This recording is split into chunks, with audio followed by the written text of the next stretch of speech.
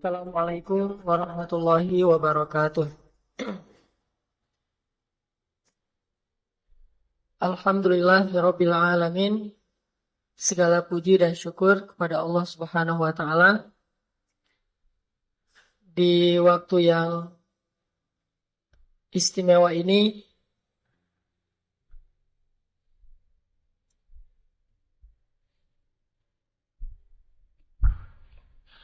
Allah Subhanahu wa taala memberi kita taufik untuk bisa duduk dalam majelis ilmu.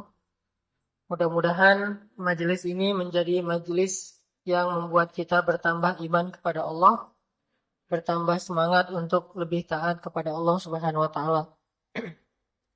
Teman-teman yang dirahmati Allah Subhanahu wa taala, hari ini saya dapat judul dari teman-teman Al-Ikhwan tentang sabar tak berbatas. Sebelum kita ngebahas tentang bab sabar tak berbatas ini, coba teman-teman buka dulu Al-Quran. Kalau yang punya aplikasi Al-Quran di handphonenya, ada di surat Al-Baqarah ayat 153. Surat Al-Baqarah, surat Al-Baqarah itu surat keberapa? Surat Al-Baqarah ayat 153.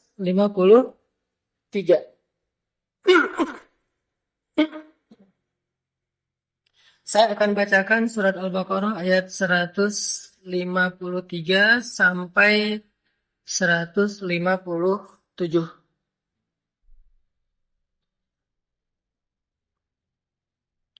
Seratus lima puluh tiga sampai 157.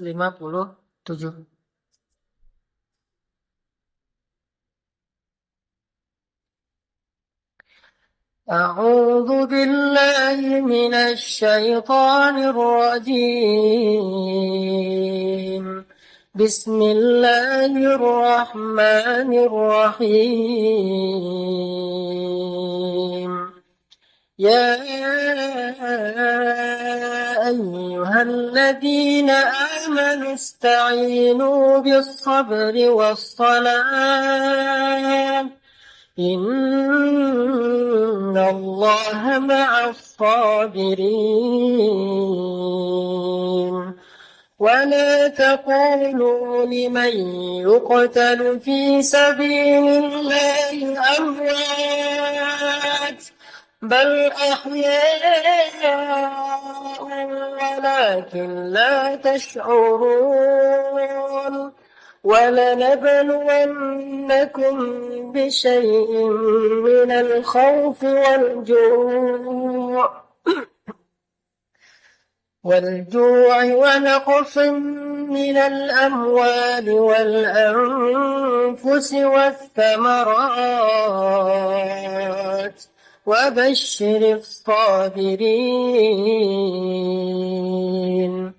وبشر الصابرين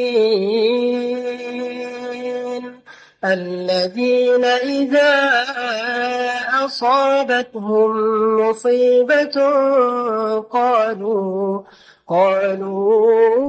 إنا لله وإنا إليه راجعون. أولئك عليهم صلوات من ربهم ورحمة وأولئك هم المهتدون. Shadaqallahul Azim. Teman-teman yang dirahmati Allah Subhanahu wa taala, sabar itu adalah lebih dari setengah cabang-cabang iman.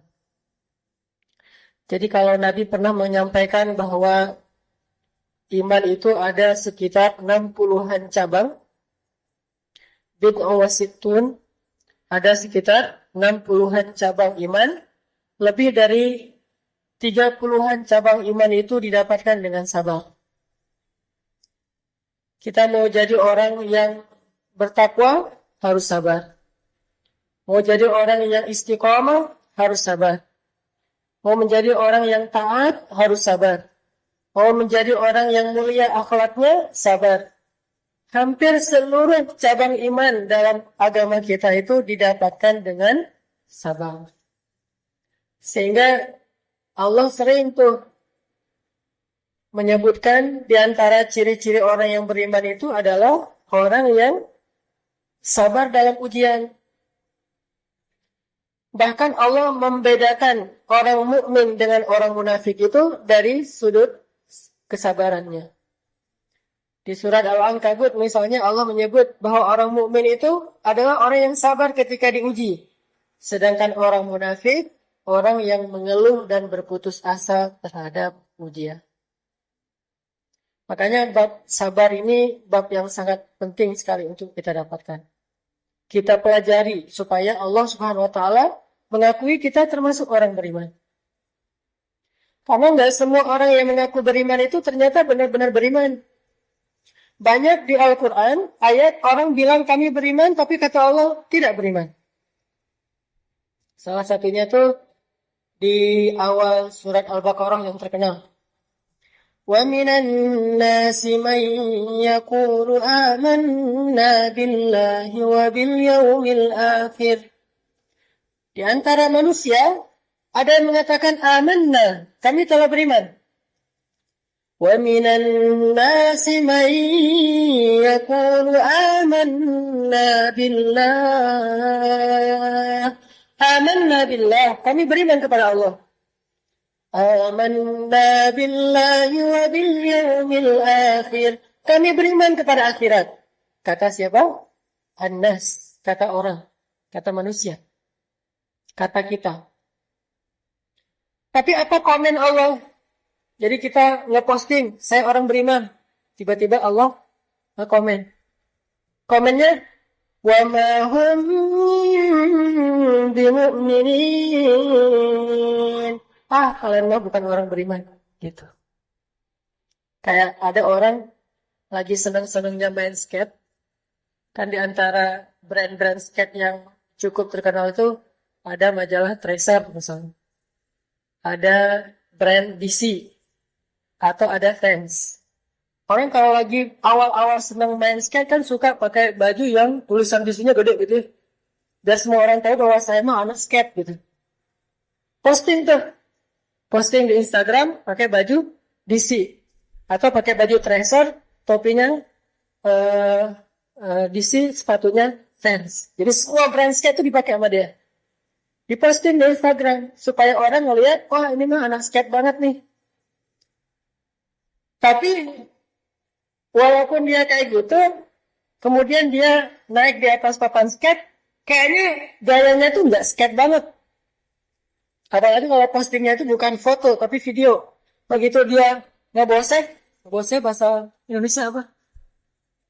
Jadi begitu dia naik di atas papan, cara ngebosenya, cara dia ridingnya, nggak ada trik, nggak ada apa-apa, kelihatan banget bahwa dia tuh maksa, bukan anak skate. Akhirnya yang punya majalah Tracer atau brand ambassador DC sama fans komen di bawah, lo kalau bukan anak skate gak usah ngaku-ngaku gitu. Lo kalau bukan anak skate gak usah ngaku-ngaku. Itu pernah tuh kemarin ada satu artis internasional yang cukup terkenal, cuma saya gak mau nyebut namanya. Ini artis anak muda banget. Penyanyi pop terkenal, pernah jadi paling ngehit. Followersnya tuh di atas 10 juta. Tapi dia bukan anak skate.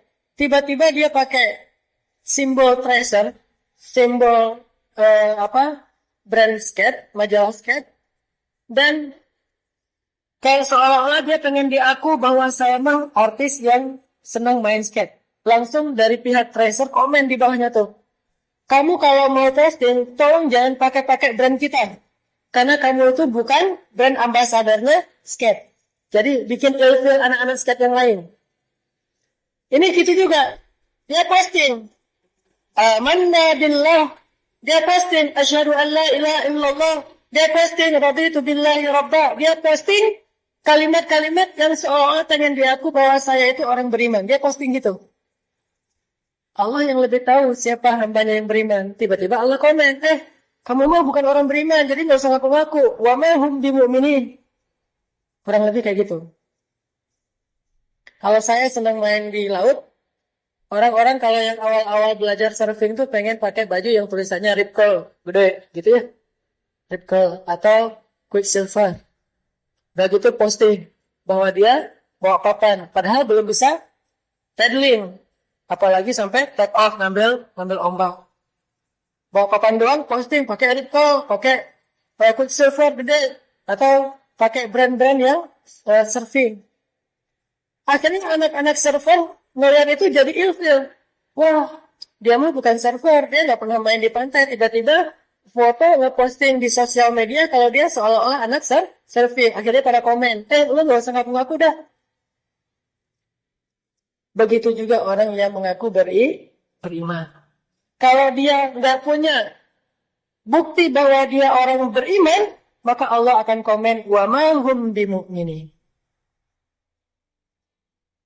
Atau ada orang yang ngefans sama DJ. Saya pengen jadi DJ terkenal. Cuman dia nggak pernah nge-DJ. Nyanyi juga suaranya fals. Main musik juga nggak ada yang bisa. Tapi pengen jadi DJ terkenal. Pakai alat-alat DJ gitu kayak apa, earphone gitu. Saya nggak tahu apa namanya. Kemudian kayak berdiri di antara lighting yang gelap. Terus ada banyak lighting. Terus gini-gini. Padahal nggak bisa nge-DJ.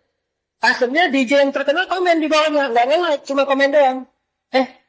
Pernah manggung di mana? Nanya gitu sendiri gitu, sambil ketawa-ketawa. Yang lain semuanya pada ilfil. Ini orang yang namanya ngaku-ngaku. Maka ada juga di dalam surat Al-Hujurat, orang A'rabi bilang gini, Qalatil a'rabu amanna.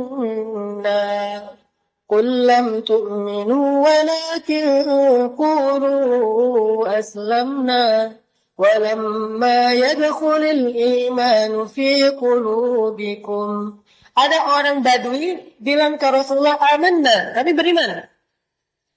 Kata Allah bilang ke dia, Muhammad kasih tahu ke dia, lam tu'minu, sama sekali kamu belum beriman.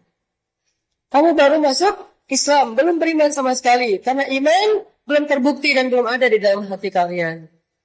Ternyata enggak semua orang yang mengaku beriman, Allah like.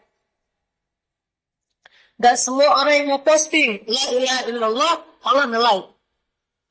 Enggak semua orang yang nge-posting, raditu billahi rabbah, Allah langsung nge-like. Enggak semua. Allah pengen lihat dulu, postingannya ini benar belum nih? Dia kalau nge-posting video, mainnya sesuai nggak dengan citra yang dia lagi bangun? Jangan-jangan kontras. Nge-posting seolah-olah dia anak musik underground, musiknya pengen ikut-ikut NoFX misalnya, yang undergroundnya di legend yang di luar negeri. Saya mau pecinta NoFX sebutannya. Saya supporter NoFX, fans NoFX gitu. Tapi bajunya warna-warni. Terus orangnya tuh bersih gitu, rambutnya rapi. Wah, memang nggak NoFX banget. Harusnya anak NoFX-nya agak-agak ekstrim, radikal. Terus bahasanya, kalau diposting bahasanya mah cool gitu. Harusnya kalau orang-orang yang mainnya di situ bahasanya sebutlah killing it atau rap gitu. Tapi dia bahasanya cool, bukan rap. Oh, berarti mah dia bukan anak main. Cuman pengen jadi anak main. Kalau dia anak main mah kan kalau misalnya postingan bagus pasti postingnya komennya rap atau killing it atau so sick atau istilah-istilah anak main. Ternyata dia pakainya bukan istilah itu, pakainya cool, keren, wah gitu-gitu deh. Jadi ini istilah-istilah yang enggak banget di dunia anak main. Sehingga begitu dia posting dibantah sama yang lain. Oh, lo enggak anak NoFX, lo bukan Rosemary gitu kalau di Indonesia mah. Lo bukan anak musik. Begitu juga kita. Makanya Allah berfirman di awal surat Al-Ankabut, Alif Lam Mim. Ahasiban nasu an yutraku an yakulu amanna wa hum la yuftanun. Apakah manusia berpikir akan dibiarin aja ngomongin kami telah beriman?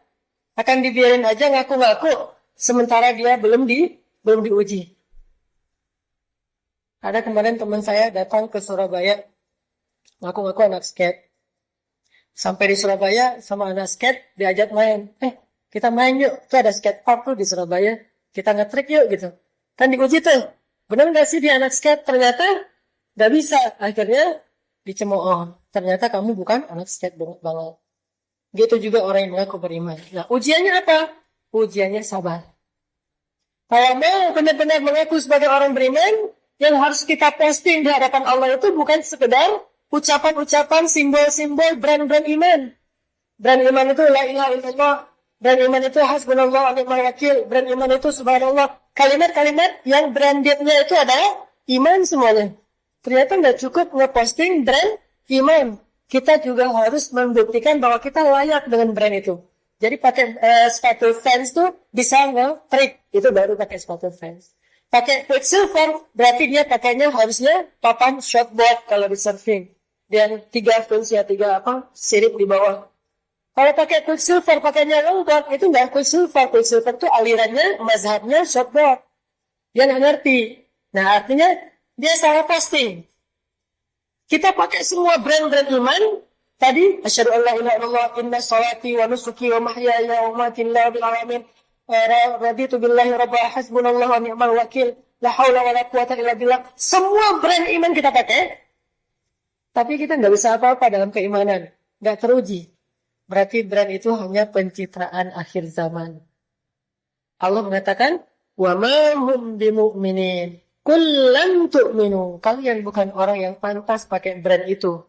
Karena kalian baru pakai simbol. Tapi belum menjiwai pesan atau karakter dari brand tersebut.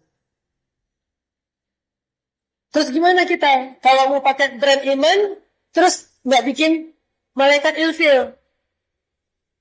Kita posting brand iman, malaikat ngeliat, bener dia bener nih, nggak bikin malaikat ilfil. Kalau malaikat ilfil, apalagi Allah sampai merah, berarti nanti Allah nyebutnya itu bukan orang mukmin, munafik. Wa ma hum bimu'minin itu berarti yukhadi'una Allah walladzina amanu wa ma yakhda'una illa anfusahum wa ma yash'urun. Mereka bohong, kata Allah. Fake kalau bahasa sosial media. Postingin dengan brand tadi, fake loh gitu. Plagiat, segala macam bahasa-bahasa sosial media. Ternyata nggak benar. Fake itu bahasa lainnya dah munafik. Muna spasi fake. Itu bahasa Al-Qur'annya munafikun. Munafik. Bahasa sosial medianya muna_fake. Muna_fake. Kenapa disebut fake? Soalnya nggak sesuai antara brand dengan karakter. Dianggap fake, bohong, yukhadi. Padahal hanya membohongi diri sendiri. Kenapa bisa kayak gitu? Fi qulubihim maradun fazadahumullahu marada. Hati mereka itu ada penyakit. Apa penyakitnya? Pengen eksis, tapi nggak mau usaha. Pengen eksis, tapi nggak sejati.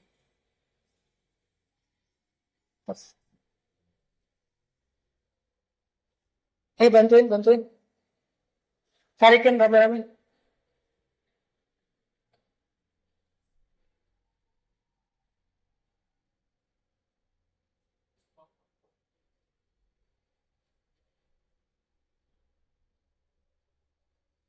Sama hati-hati kalau yang bawa anak takut naik tangga sampai ke atas, dijagain. Oke, lanjut ya.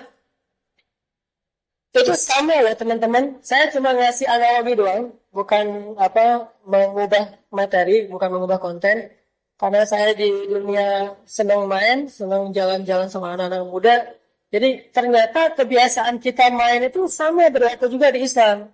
Jadi kalau etika itu kita jaga banget dalam dunia main, harusnya kita juga menjaga dunia etika itu dalam dunia Islam. Dalam belajar agama, dalam hubungan kita dengan Allah. Kita kan malu banget kalau ngaku-ngaku brand ambassador satu merek. Harusnya kita juga malu ngaku-ngaku menjadi brand ambassadornya Allah, cuman nggak pantas. Kalau gitu nggak usah ngaku-ngaku. Sebelum kita buktiin dulu. Nanti begitu kita buktiin kalimat La ilaha illallah kita itu, langsung Allah like. How to get more like from Allah. Begitu kita posting La ilaha illallah, Allah langsung like. Kita posting hasbunallah, Allah langsung like. Kita posting la haula wala quwwata illa billah, langsung like. Begitu kita miss call Allah, Allah confirm balik. Gimana miss call Allah? Ya Allah, kita baru mau nelfon Allah nih, langsung Allah tolong kita tuh. Kenapa? Allah udah peduli sama kita, Allah respect sama kita. Tapi kalau misalnya kita fake, kita miss call 10 kali juga nggak akan dibalas. Siapa sih ini? Yang ada kita kegeeran. Ini karena kita Muna_V. Nah, sekarang kita belajar gimana cara ngulik sabar. Biar sabar kita layak untuk bisa pakai brand-brand iman.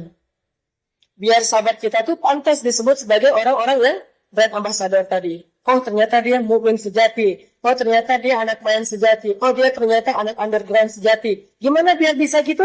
Buktikan dengan kesabaran kita. Sabarnya itu harus luar biasa. Mungkin ada istilahnya sabar amatir, ada sabar pro.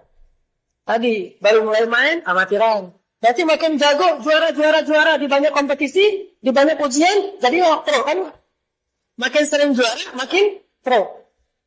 Punya ranking di kelas dunia. Sebelumnya kalau teman saya di Bandung ada namanya Tevi Permana, anak skate. Tevi Permana ini punya ranking di Indonesia, termasuk misalnya 10 besar. Kenapa bisa dapat ranking 10 besar? Karena di setiap kompetisi, di setiap pertandingan, dia sering juara. Lulus. Gol gitu. Kalau main bola mah selalu menang. Akhirnya punya ranking. Punya kelas. Begitu juga nanti kita di akhirat. Lahum darajatun inda rabbihim. Mukmin itu berderajat-derajat. Punya ranking di mata Allah. Rankingnya dilihat dari mana? Dari seringnya dia juara dalam kompetisi. Kompetisi itu kita sebut dengan istilah musibah. Kompetisi itu kita istilahkan dengan bala, ujian. Itulah kompetisinya. Begitu dikasih musibah, begitu dikasih ujian, kita lulus, dapat satu bonus, 1 poin nih dari Allah. 10 kali diuji, 10 kali lulus, berarti 10 poin. Begitu sering lulus, nanti kita punya ranking. Ternyata dia ranking nomor 1 di dunia, mukmin terbaik. Kenapa? Gara-gara sering ikut kompetisi dan sering juara. Masalahnya kita pengen pakai brand itu, cuman nggak pernah berani ikut kompetisi. Ada kompetisi ini, nggak mau daftar. Kenapa? Takut diketawain. Takut menerima tantangan. Akhirnya, apakah kita masuk ranking? Nggak pernah masuk ranking. Kenapa nggak pernah masuk ranking? Karena kita nggak pernah lulus kompetisi. Nggak pernah juara. Minimal dapat 3 besar aja, konsisten di setiap kompetisi tingkat kota sampai tingkat nasional, bahkan sampai tingkat internasional, kita akan punya ranking. Karena followers kita mulai banyak. Followers kita siapa yang akan terus memperhatikan postingan kita? Malaikat. Begitu kita ujian 1 lulus, malaikat nge-follow. Si fulan tuh hamba Allah yang soleh banget loh. Malaikat sesama malaikat saling nge-mention. Malaikat saling mention. Malaikat ini mention, malaikat itu saling nge-mention. Akhirnya semua malaikat nge-follow kita. Followers 100.000. Dan jumlahnya itu malaikat semuanya. Begitu kita ada masalah, malaikat ngedoain Allahumma arhamhu, Allahumma firlahu, ya Allah maafin dia, ya Allah rahmati dia, ya Allah maafin dia, ya Allah rahmatin dia. Itu malaikat akan nge-follow kita. Kalau kita punya ranking. Kalau nggak punya ranking, kita mah nggak ada yang follow. Yang follow paling juga teman kita sendiri. Postingan baru 10. Kenapa 10? Orang nggak ada pertandingan. Followers 13. Following 2.000. Follow itu banyak. Followersnya cuma 13. Kenapa bisa gitu? Karena nggak pernah ikut kompetisi. Takut dengan challenge, dengan tantangan. Itu yang jadi masalah kita sebagai hamba Allah. Kurang berani untuk tampil di hadapan Allah, di hadapan malaikat, di sebuah kompetisi hidup yang kita sebut dengan istilah ujian, musibah, masalah, dan seterusnya. Dikasih ujian sakit, juara. Dapat poin. Dikasih ujian pekerjaan, juara, dapat poin. Dikasih ujian sosial, muamalah, akhlak, juara lagi, dapat poin lagi. Dikasih ujian perasaan, juara lagi, poin lagi, terus saja nih poin. Lama-lama punya ranking. Itu yang kita belajar dari sabar. Analogi yang sama. Dan itu bukan dibuat-buat. Emang kayak gitu. Kehidupan sunnatullah udah kayak gitu. Dari dulu juga udah kayak gitu. Kenapa para anbiya itu ada rankingnya? Dari 124 ribu nabi, kemudian yang kita hafal 25. Plus yang disebut di Al-Quran mungkin kayak Nabi Khidir. Terus Nabi Joshua. Nabi Joshua itu muridnya Nabi Musa yang di surat Al-Kahfi. Yusha bahasa Arabnya. Ada Nabi Yusha. Ada Nabi Daniel. Nah, di antara sekian puluh nabi itu sebenarnya 26 nabi kayak plus dengan Nabi Khidir. Kemudian ada rankingnya. Ada yang namanya Ulul Azmi. 5 terbaik, terhebat di antara terkeren di antara nabi. Nah, kalau kita tanya, kenapa 5 orang nabi ini, Nuh, Ibrahim, Musa, Isa, Muhammad SAW jadi terbaik? Karena mereka punya poin-poin sabar yang lebih dibandingkan nabi-nabi yang lain. Ujiannya lebih berat. Kesabarannya lebih luar biasa. Padahal ada nabi yang sabar dengan sakit, yaitu Nabi Ayub. Ada yang nabi sabar dengan istrinya, yaitu Nabi Lut. Tetapi tetap aja 5 nabi ini sabarnya di atas rata-rata nabi-nabi yang lain. Sehingga karena poin sabarnya tinggi, bukan cuma diaku sebagai hamba Allah yang mukmin, bukan cuma nabi, tetapi ulul azmi. Itu lewat sabar. Makanya kalau dibilang sesungguhnya iman itu sabar, sabar itu iman, benar juga kata ulama kayak gitu. Apa itu iman, Ustaz? Iman itu sabar. Sabar itu apa? Iman. Itu tahu aman. Itu kembaran tuh. Kalau kita mau bicara iman, wajib sabar. Kalau kita bisa bersabar, insya Allah itu didasari dengan keimanan. Jadi gimana caranya nih? Biar kita pas ngeposting brand-brand iman, brand-brand tauhid, Allah nggak komen kita dengan komen Muna_fake. Tapi komen Allah adalah ulaika humus shadiqun. Benar tuh kata Allah. Ulaika humul mu'minuna haqqan. Itulah mukmin sejati. Senang gak sih kalau dapat komen dari orang-orang yang menurut kita keren? Dapat like sama komen dia. Karena saya sedang main laut, main air. Pernah saya ngeposting apa gitu di Instagram, yang komennya itu the perfect wave. The perfect wave itu ke Instagram para server profesional tingkat dunia. Jadi di situ postingannya itu adalah ombak-ombak yang bagus di Hawaii, di Maldives, di Bali, di Mentawai, di Nias. Pokoknya the perfect wave itu postingan orang-orang yang pemain pro. Saya posting nih di Instagram saya. Tiba-tiba ada perfect wave, komen. Wah, saya surprise banget tuh. Masya Allah, luar biasa. Jadi GR sendiri gitu ya. Karena yang komen adalah the perfect wave. Coba kalau yang komen, misalnya saya lagi posting sesuatu di Instagram saya. Yang komen yang nge-like-nya Kelly Slater. Legendnya server. Wah, pasti kan. Wah, GR langsung di-capture. Udah gitu di-posting ulang capturannya. Saking bahagia. Anak musik juga gitu. Yang komen adalah misalnya anak musik country di Indonesia mah yang komen tiba-tiba adalah Iwan Fals. Komen, like, dan komen. Wah, bagus suaranya. Wah, langsung di-capture, di-posting ulang. Dan langsung dapat like banyak. Apa kita nggak bangga, nggak bahagia kalau kita nge-posting kesabaran, Allah yang nge-like, Allah yang komen, Allah yang ngasih kejutan buat kita. Sehingga kita bahagia banget. Oh, saya pengen dapat more like from Allah dengan sabar. Saya pengen dapat more like from malaikat dengan sabar. Sampai bikin kita GR. Saking mencari like dan komen-komen yang baik dari Allah SWT. Like-nya Allah, komennya Allah, radhiyallahu anhum wa radu'an. Allah ridha sama dia. Itu komennya Allah tuh. Wah, itu kalau perlu di-tag, di-capture. Komennya Allah, ulaika Ulaika humul mu'minuna haqqan. Capture ini lagi. Ulaika humus sadiqun. Capture lagi. Allah bilang lagi, ni'mal abd. Capture lagi. Kan banyak tuh komen-komen Allah kepada para nabi. Kata Allah tentang Nabi Nuh, ni'mal abd. Sebaik-baik hamba. Innahu awwab. Hamba yang bertaubat. Kalau Nabi Ibrahim, inna Ibrahim la'awwahun halim.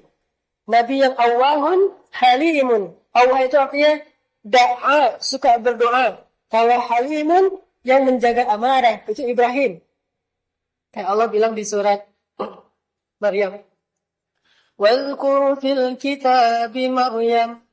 Wadhkur fil kitabi Idris. Wadhkur fil kitabi Ibrahim. Wadhkur fil kitabi. Banyak kalimat-kalimat. Wadhkur. Ingat kisah Ibrahim. Innahu kana siddiqan nabiyya. Ibrahim itu hamba yang sangat beriman. Siddiq. Selalu membenarkan firman Allah. Innahu kana siddiqan nabiyya. Atau nabi yang lain. Disebut dengan nabi yang sadiqal wa'di. Wa kana inda rabbihi mardiyya. Nabi Ismail selalu menunaikan janji dan Allah ridha sama dia. Ini kan komen-komen langit nih. Ini like dari Allah. Sehingga apa kita nggak bangga kalau kita bisa dapat itu? Gimana dapatnya Ustaz? Kan kita bukan Nabi. Nggak ada lagi komen-komen yang tertulis. Kita bisa mendapatkan itu dengan lauhah spanduk di surga. Kita nggak ngelihat itu di dunia mungkin. Tapi kita melihat itu di surga. Atau komen itu akan keluar lewat orang-orang saleh. Ada orang soleh ketemu kita bilang, Masya Allah, Masya Allah. Itu komen dari Allah. Lewat orang soleh. Ada orang beriman, orang yang taat, orang yang ahli ibadah. Dekat sama kita. Masya Allah, dia bilang, Lillahi darruk. Lillahi darruk itu artinya, kamu tuh keren banget. Semoga Allah membalasmu. Barakallah. Itu kan komen-komen kan? Barakallah, Masya Allah, Lillahi darruk.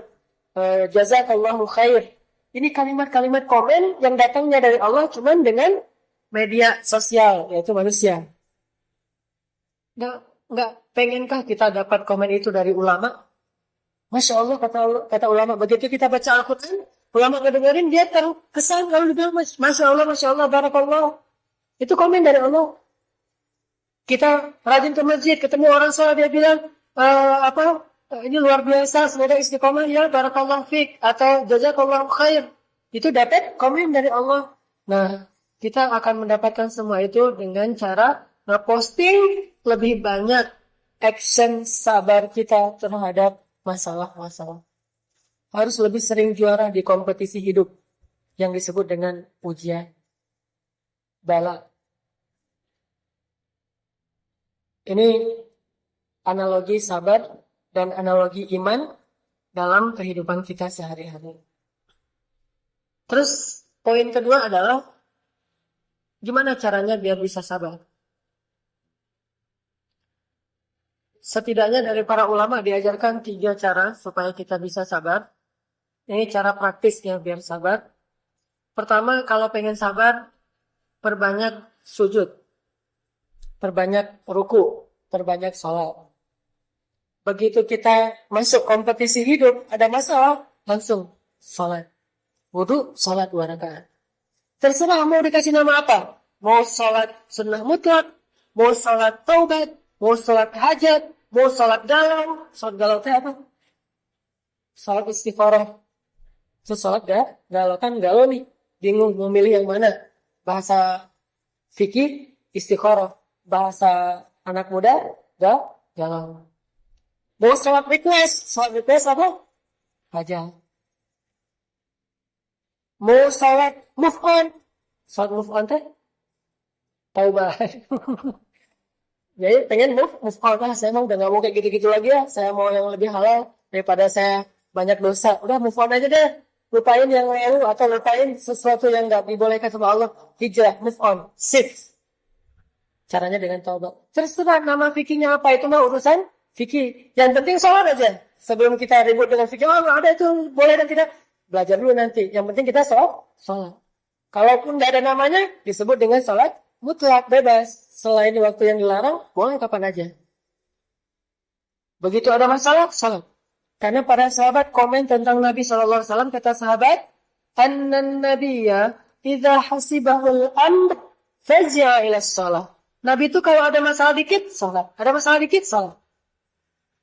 Ada masalah apa aja, minta sama Allah. Salillah walau minta kepada Allah walaupun cuma garam. Is'alullah. Minta sama Allah walaupun cuma garam doang.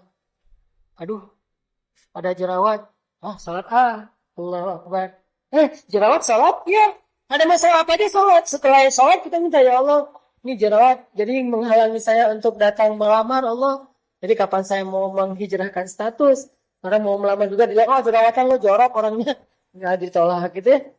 Supaya nggak ditolak, ya udah, salat dulu, minta dihilangin jerawatnya. Siapa yang pernah dapat penyakit kulit terus berdoa Allah hilangkan penyakit kulitnya? Uwais Al-Qarani. Kata Nabi, khairut tabi'in Uwais. Sebaik-baik generasi tabi'in adalah Uwais. Dari sebuah desa namanya desa Qaran di Yaman, sehingga kita kenal dengan nama Uwais Al-Qarani. Kalau di kita sekarang kan ada Al-Bukhari ya. Ustaz siapa tuh? Yang Subki. Nah, Subki Al-Bukhari. Subki dari Bogor. Kalau saya karena orang Aceh, Hanan Al-Aci. Aceh. orang Aceh. Kalau di Bandung mah ada daerah namanya Antapani. Berarti Al-Antapani gitu. Ini Uwais Al-Qarani. Dia punya penyakit di seluruh tubuhnya tuh kayak kudis gitu, kayak penyakit kulit. Terus dia doa, ya Allah, sembuhkanlah semua penyakit kulit saya, tapi sisakan sedikit di bagian perut. Supaya apa? Nanti kalau saya lupa kepada engkau, saya ingat penyakit itu, saya jadi bersyukur. Fabi ayyi ala'i rabbikuma tukadziban. Akhirnya Allah sembuhkan kecuali di perut. Bayangin, enggak usah. Jangan pilih-pilih kalau ke Allah mah. Udah aja semua yang kita butuhkan minta sama Allah. Dari yang paling besar, bahkan yang paling sepele sekalipun. Dan Allah tidak susah dengan dimintai banyak. Orang kalau kita minta banyak, dia marah. Allah marah kalau kita nggak minta. Allah senang kepada hamba yang suka meminta kepada Allah. Karena meminta itu bentuk dari berserah diri kita kepada Allah. Salat, salah satunya. Mintalah pertolongan Allah dengan sabar dan salat. Salat itu menguatkan kita banget dalam sabar. Ada masalah dikit jerawat tadi, salat. Kalau teman-teman yang tadi masih jomblo, wah saya harus tahun ini harus nikah. Kalau tahun ini pengen nikah, banyak-banyak salat sunnah. Minta sama pemilik hati. Nanti pemilik hati yang akan mengarahkan kita kepada yang layak buat kita. Pengen menaklukkan hati cewek, minta sama pemilik hati si cewek itu. Pengen menaklukkan hati calon mertua, minta kepada pemilik hati calon mertua. Jangan ngandelin harta dulu, ngandelin Allah dulu. Pakai jalur langit sebelum jalur bumi. Udah pakai baju keren gitu, udah parfum segala macam, salat 2 rakaat. Ngapain? Mau ngelamar. Ditolak, salat lagi, berarti tadi kurang khusyuk. Salat gitu, datang lagi. Sampai akhirnya, bukan cuma ditolak, diblok gitu ya. Kalau di sosial media mah. WA, nggak dibalas sudah di-read. Telepon, jadi miss call, nggak diangkat. Akhirnya mention di sosial media. Terus aja gitu, lama-lama di-blok. Ya udah, cari lagi. Pokoknya jangan berhenti untuk meminta kepada Allah. Terus aja minta sama Allah. Salat, termasuk salat istikharah. Tapi by the way, salat istikharah itu teman-teman, jangan dipakai untuk memilih antara yang halal dengan yang haram. Itu mah nggak perlu istikharah. Ada tuh, saya mau istikharah dulu ya. Ngapain istikharah? Ini lagi galau, mau pacaran apa mau nikah? Udah aja, itu mah gak perlu istikharah. Pacaran nikah. Salah istikharah, begitu sih saya istikharah. Ustaz, saya pacaran, kata Ustaz gak boleh. Bukan maunya saya loh Ustaz, itu mah habis saya istikharah, jadi condongnya ke pacaran. Jadi menjalani salat istikharah. Itu udah gak perlu di istikharah, udah aja nikah. Istikharah untuk antara dua hal yang sama-sama halal. Cuman bingung mau yang mana. Istikharah dan nikahnya tahun ini atau tahun depan ya, itu boleh istikharah. Tapi menurut saya sih gak usah istikharah, udah aja tahun ini lah, selama-lamanya. Tapi kalau mau istikharah pun boleh, karena dua-duanya juga mau nikah tahun ini boleh, mau nikah tahun depan juga boleh, gak masalah. Yang penting Halal dua-duanya. Kayak misalnya satu muslim, satu non-muslim. Itu mah nggak perlu istikharah, udah aja pilih muslim. Karena seorang muslim lebih baik di mata Allah. Budak muslim itu lebih baik di mata Allah daripada orang non-muslim yang merdeka kalau untuk pernikahan. Tapi kalau untuk muamalah mah kita bergaul dengan siapapun. Berakhlak mulia dengan siapa? Dengan siapapun. Tapi kalau bab nikah beda. Salat. Saya ada cerita tabi'in namanya Urwah bin Zubair. Urwah bin Zubair itu anaknya siapa? Zubair. Anaknya Zubair. Namanya juga Urwah bin cerdas. Urwah bin Zubair. Urwah bin Zubair itu adiknya Abdullah bin Zubair. Anaknya Asma binti Abi Bakr. Jadi Urwah bin Zubair itu cucunya Abu Bakar As-Siddiq. Suatu hari Urwah bin Zubair divonis sama dokter kena penyakit sejenis kanker atau tumor di kakinya, sehingga kakinya harus diamputasi. Yang Urwah bin Zubair. Akhirnya para tim dokter, tabib ngumpul tanya kepada Urwah, kalau kita nggak mengamputasi kaki Anda, takutnya virusnya menyebar ke seluruh tubuh. Apakah kamu mau diamputasi? Artinya kamu akan kehilangan sebelah kaki. Kata dia, ya sudah lakukanlah. Lillahi ma'afa wa lillahi ma'akhal. Dia bilang.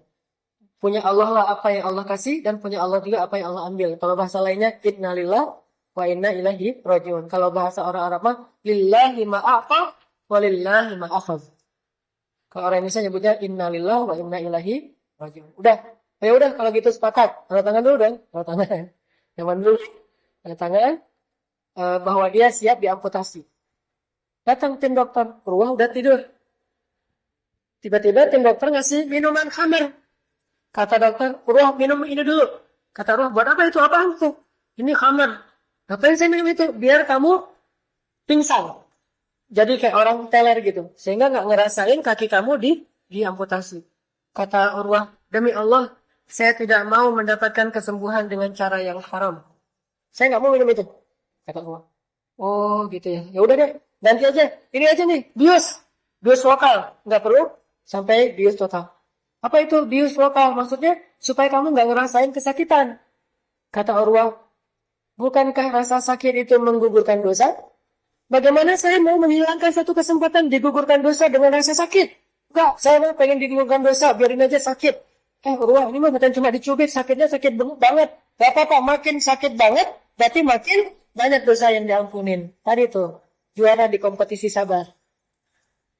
Wah, nggak mau minum khamar, nggak mau dibius. Gimana tuh caranya? Ya udah, datangin banyak orang megangin Urwah. Kata Urwah, ini ngapain pegang-pegangin saya? Kata dokter, supaya kamu nggak meronta-ronta. Kata Urwah, nggak perlu yang gitu-gitu. Udah kamu pergi aja.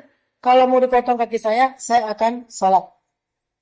Dalam riwayat yang lain dikatakan, saya akan mengingat Allah akan zikir.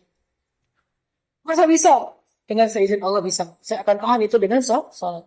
Akhirnya dia bilang begitu nanti saya udah sholat baru kalian potong ya. Yang Allahu Akbar sholat. Mulai dokter. Giris kulit dulu. Udah selesai pisau kulit ganti pisau daging. Kayak idul kurban gitu deh. Udah selesai idul kurban. Udah selesai daging. Yang terakhir yang paling sakit itu apa? Tulang. Pakai gergaji. Manual itu loh. Gergaji besi itu yang kecil. Itu yang pakai motongin tulang. Bukan gergaji yang elektrik. Enggak, pelan-pelan. Yang dengar aja dulu, apalagi yang ngerasain. Tapi Urwah terus saja mengingat Allah, la haula wala quwata illa billah. Dalam riwayat yang lain dia sholat, tapi saya nggak tahu mana yang paling kuat riwayat yang jelas. Karena sholat atau mengingat Allah, dia menahan rasa sakit. Bukannya nggak sakit, tetap sakit. Cuman ketahan gara-gara sedang khusyuk mengingat Allah Subhanahu Wa Taala. واستعينوا بالصبر والصلاة يا أيها الذين آمنوا استعينوا بالصبر والصلاة إن الله مع الصابرين. Allah bersama orang yang sabar, orang yang menunaikan salat. Digergaji kakinya. Udah selesai digergaji, udah putus, baru Urwah selesai berzikir atau salat. Kata dokter, Urwah belum selesai. Ini yang terakhir. Dan ini paling sakit. Ya udah, saya sholat lagi. Saya zikir lagi. Ternyata apa yang terakhir? Yang terakhir kakinya udah terputus yang masih berdarah, dihentikan pendarahan dengan cara dicelupkan kakinya ke minyak yang sedang mendidih. Itu kisah nyata. Tabi'in. Salah satu tabi'in terkenal Urwah bin Zubair. Dimasukinlah kakinya ke dalam minyak mendidih. Langsung Urwah mengatakan, la ilaha illallah, pingsan saking sakitnya. Tapi dia tahan dengan zikir. Pingsan, pas sudah sadar dari pingsan, dia lihat kakinya, dia pegang, dia katakan, demi Allah, saya tidak pernah memakai kaki ini untuk bermaksiat kepada Allah. Selalu saya pakai kaki ini untuk melangkah ke rumah Allah, mencari ilmu dan seterusnya. Tapi mudah-mudahan dia yang mendahului saya ke surga, saya akan menyusul. Dia mendahului saya ke surga dan saya akan menyusul, kata Allah. Ini sabar yang kita dapatkan lewat sholat. Jadi begitu kita ada masalah, langsung sholat. Kalau orang-orang yang belum memahami Islam, mungkin pelampiasan dari masalahnya itu dia ke beer house. Dia dugem, dia jalan sama temennya, dia nonton, dia main misalnya. Kalau saya lagi ada galau gitu, saya akan ke laut dan mencari ombak yang paling gede, minta digulung sama ombak gitu. Pelampiasannya, saya mau digulung sama ombak, bukan beres, malah pengen digulung-gulung aja. Kenapa? Pelampiasan. Orang yang beriman, pelampiasannya, kalau lagi ada masalah, dia sholat. Makin berat masalah, makin panjang sholatnya. Makin banyak masalah, makin banyak rakaatnya. Makin besar masalah, makin lama sujudnya. Kepada siapa lebih baik kita kembali kecuali kepada Allah? Siapakah yang lebih baik dalam memberi jalan keluar daripada Allah Subhanahu wa Ta'ala? Makanya sholat itu harus jadi dalam tanda petik pelampiasan terhadap masalah-masalah kita. Ada masalah, datang ke masjid. Ada masalah, datang ke masjid. Dan itu ngefek banget loh. Masalah keluarga, datang ke masjid. Nabi kan pernah itikaf di masjid. Kalau nggak salah sekitar 29 malam apa 19 malam. 29 malam gara-gara lagi kecewa sama semua istri beliau. Istri-istri beliau semuanya pada sering mengganggu kenyamanan beliau dengan cemburu, menuntut, mengeluh. Akhirnya Nabi kecewa. Maka karena kecewa, Nabi mentahjir. Tahjir itu kalau bahasa kita mah pisah tempat tidur. Cuman pisah tempat tidurnya bukan di sofa, di mihrab. Jadi kalau kita pengen pisah tempat tidur, jangan cuma istri di kamar, kita di sofa. Kalau bisa, di atas sajadah. Kalau tidak ada bahu untuk bersandar, ada sajadah untuk bersujud. Jadi pisah tempat tidur itu di atas sajadah. Bukan sholat, tapi tidur juga. Sholat di atas sajadah. Insya Allah kita sejalan keluar. Setelah 29 malam, Nabi di atas sajadah di mihrabnya, akhirnya Allah Subhanahu wa Ta'ala menurunkan ayat untuk memberi nasihat kepada istri-istri beliau. Satu persatu istri beliau datang kepada Nabi dan minta maaf. Selesai masalah. Minta sama Allah. Jadi kalau kita lagi ada banyak masalah, makin sulit, makin harus dekat sama Allah. Kalau enggak, kita akan rapuh banget. Orang kalau melampiaskan kesusahan dia ke entertain, pasti akan mencelakai diri sendiri. Makin banyak masalah, makin banyak rokok. Kan makin menyakiti diri sendiri kan? Makin banyak masalah, makin banyak ngebir. Kan makin menyakiti diri sendiri. Makin banyak masalah, makin sering jalan-jalan. Kan menyakiti dompet sendiri kan? Jadi makin banyak masalah kalau kita hanya melampiaskan dengan cara entertain, itu sebetulnya nambah masalah. Tapi kalau kita menjadikan entertain sewajarnya, bukan pelampiasan. Kalau pelampiasan kan pasti nggak wajar ya. Sewajarnya doang, entertain mah jalan-jalan sewajarnya. Selama bukan haram. Kalau memang haram ya, sekedar misalnya hiburan-hiburan yang masih mubah, sewajarnya masih mending. Tapi jangan jadi pelampiasan, karena nggak akan sehat. Harusnya pelampiasan kita tuh sholat. Makin banyak masalah, makin nambah rakaat sholatnya. Sholat sunnah, nambah tahajud, nambah witir, nambah duha, nambah sholat mutlak, nambah qabliyah, ba'diyah, dan seterusnya. Terus aja nambah. Itu pelampiasannya. Makin banyak masalah, sujud yang lama. Coba deh, ketika ada masalah, sujud yang lama. Allah akan kasih kita jalan keluar. Dan jalan keluar pertama Allah untuk orang yang datang kepadanya apa? Bukan diselesaikan masalahnya, tapi dikuatkan hatinya menghadapi masalah. Itu jalan keluar pertama. Jadi jangan juga pragmatis. Begitu datang ke Allah, mana kok hutang saya belum lunas? Mana kok sakit saya belum sembuh? Bukan gitu cara Allah menolong hambanya. Allah kalau menolong hambanya, yang pertama ditolong itu hatinya. Allah kalau menolong hambanya, yang masalahnya diangkat, tapi hatinya dikuatkan. Kenapa hatinya dikuatkan? Supaya dengan hati yang kuat itu nanti Allah akan menggugurkan dosa-dosanya dan mengangkat rankingnya di surga atau derajatnya di surga. Itu yang pertama ditolong. Jadi kayak begitu ada masalah, langsung datang ke hadapan Allah, Allah tolong hati kita, langsung digenggam sama Allah. Ya muqallibal qulub. Di dalam genggaman Allah, hati setiap hamba. Tabarakalladzi biyadihil mulk wa huwa ala kulli syai'in qadir. Allah tuh bisa apa aja.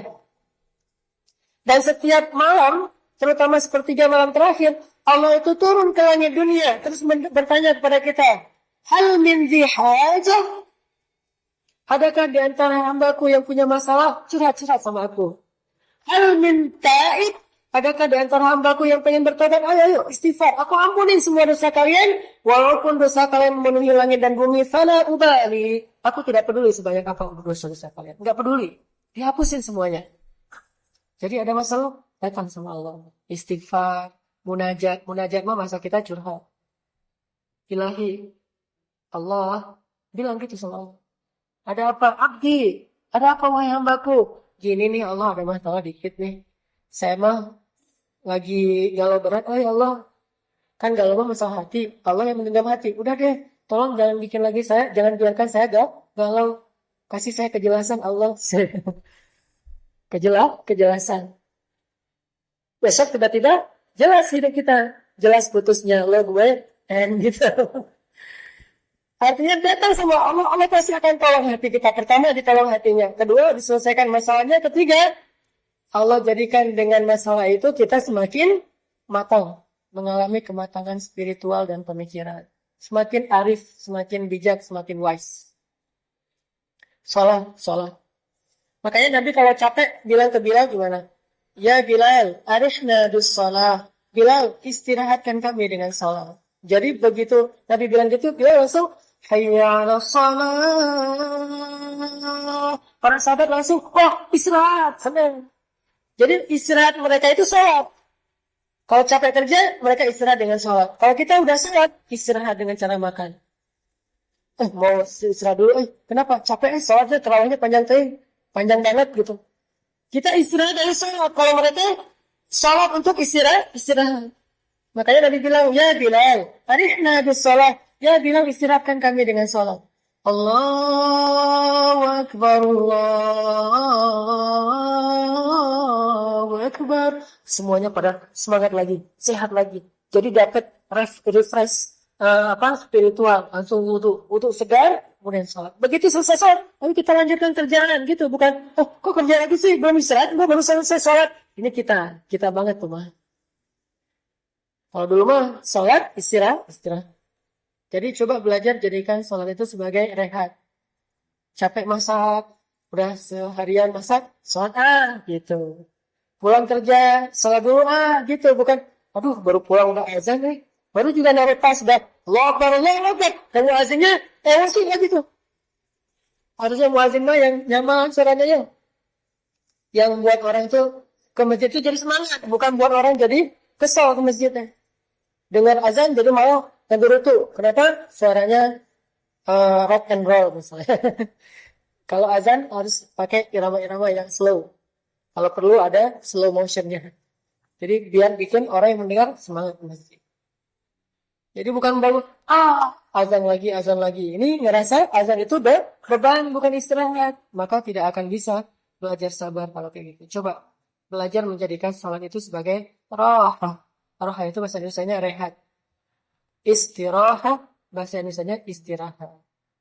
Satu ya, dari 3 tips. Kedua, kalau pengen sabar yang praktis tuh gampang banget. Coba sering-sering ngelihat ke bawah. Dan itu tips yang selalu disampaikan oleh para penceramah dari hadis Nabi. Dalam urusan dunia, lihat ke bawah. Dalam urusan akhirat, lihat ke atas. Lihat ke bawah itu gampang sekarang. Kita punya sosial media yang ngeposting keadaan saudara kita di Suriah, di Palestina itu kan banyak kan.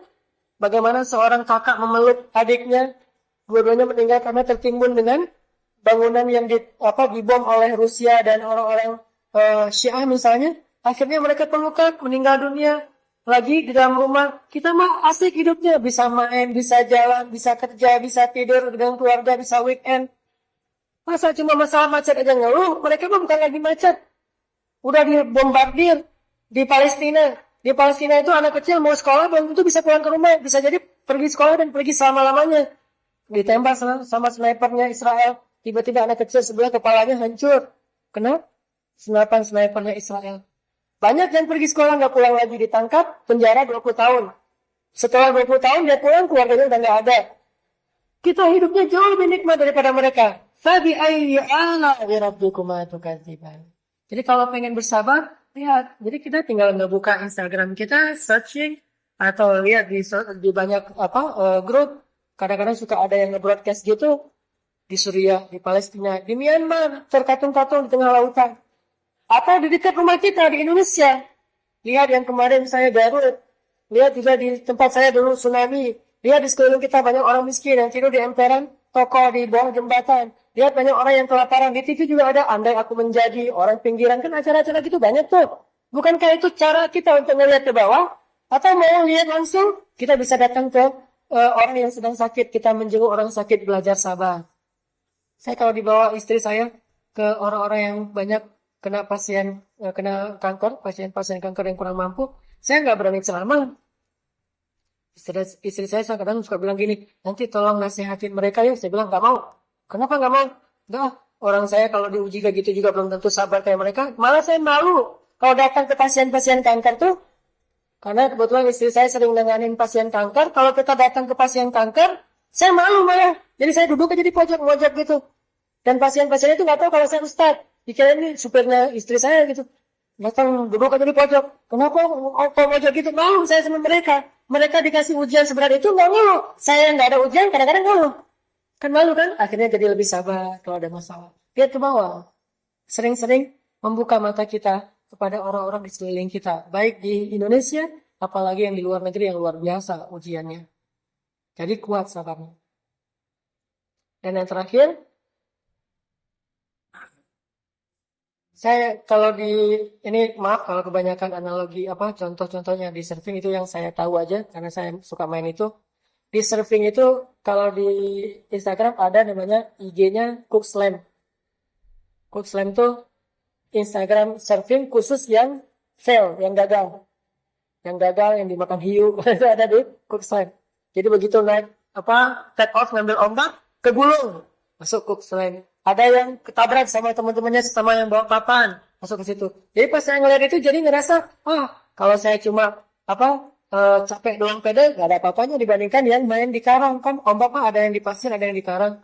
Kalau di karang tuh lebih bagus, nggak bentuknya nge-shape. Kalau di pasir biasa. Saya mah mainnya di pasir, begitu gulung ombak sekali, paling-paling kehantam di pasir, kegores dikit lah. Kalau yang di karang itu bisa sobek, kepalanya sobek kayak gitu, masih mending saya mah nggak ada apa-apanya, semangat lagi. Begitulah hidup. Makin sering ngelihat orang yang lebih susah, makin kita survive, makin tough jadinya. Cari orang-orang yang lebih susah dari kita. Dan itu nggak jauh kok, nggak susah darinya. Yang ketiga, pengen sabar, kita harus belajar memahami janji-janji Allah terhadap orang yang sabar. Wabashiris sabirin. Sampaikan berita gembira kepada orang yang sabar. Ulaika alaihim salawatum min rabbihim wa rahmah. Allah akan mengampuni dosa mereka dan menyayangi mereka. Allah akan memberikan kepada mereka nanti di akhirat satu mimbar khusus namanya mimbar orang-orang yang sabar. Masuk surganya khusus dan seterusnya. Janji-janji. Kalau kita sabar nanti kita akan dapat ini. Kalau kita sabar kita akan dapat jalan keluar. Kalau kita yakin itu kita akan betah banget. Kayak orang skate yang rajin ngulik trik. Wow, mikirin trik itu ngulik trik harus kayak gini, harus kayak gitu. Terus saja jatuh berkali-kali. Diulik, kenapa? Karena dia tahu kalau udah bisa nanti juara di kompetisi. Kalau juara kompetisi naik ranking. Ngulik trik. Orang yang musik, mikirin lagu apa, lagi komposer gitu ya, mikirin lagu baru atau lagi coba latihan dulu sebelum perform. Karena dia yakin kalau udah sering latihan, insya Allah nanti pas perform bisa perfect. Jadi kalau kita tahu keutamaan dari sabar, kita akan bersyukur ketika dikasih masalah. Cuman setidaknya kalaupun belum bisa bersyukur terhadap masalah, minimal kita bisa tabah. Oh, nggak apa-apa dikasih masalah, karena Allah pengen kasih ini. Di balik kesusahan selalu ada kemudahan, selalu tuh. Teman-teman tahu pohon alpukat? Kalau buah alpukat tahu kali ya. Kalau pohonnya pernah? Apa yang terlintas pertama kali dalam benak teman-teman kalau diomongin pohon alpukat? Banyak ulat. Itu terkenal tuh. Lebih banyak daripada jambu dan mangga itu alpukat. Tapi tahukah kita kenapa alpukat itu banyak ulat? Karena ternyata, ini saya ngobrol sama seorang petani alpukat. Saya bilang, dia kasih saya alpukat enak gitu. Terus saya bilang, oh, dari mana nih? Dari kebun Ustaz. Wah, Masya Allah punya kebunnya. Ustaz mau saya kasih benihnya nanam di rumah satu. Enggak mau, kenapa? Banyak ulat. Nah, kata dia, Ustaz berarti nggak ngerti apa itu alpukat. Pikir, gitu ya. Apa itu alpukat? Kenapa banyak ulat? Saya tanya, kenapa emang? Jadi alpukat itu ya, begitu tumbuh buah yang benihnya, keluar buahnya, itu langsung muncul ulat bersamaan dengan buah. Dan ulat itu jumlahnya sama dengan jumlah daun, atau bahkan lebih. Dia akan makan semua daun-daun di pohon itu.